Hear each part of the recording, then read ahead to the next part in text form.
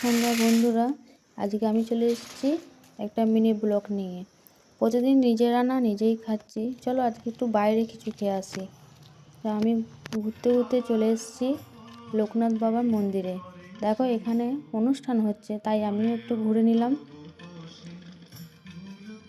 তোমরা একটু মন্দিরটা দেখে নাও, কত সুন্দর মন্দিরটা।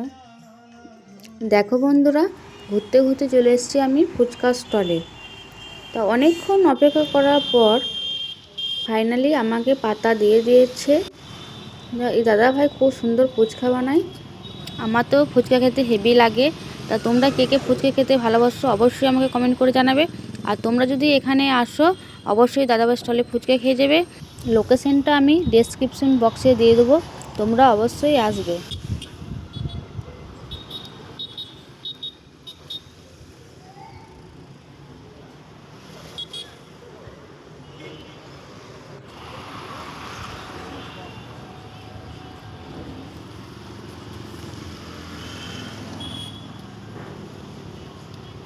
এটা ফুচকা খাওয়া আমার কমপ্লিট।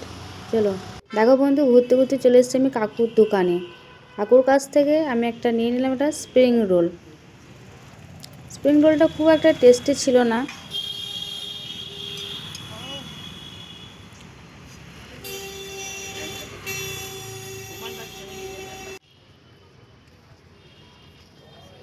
দেখো বন্ধুরা, আমার স্প্রিং রোল খাওয়া কমপ্লিট।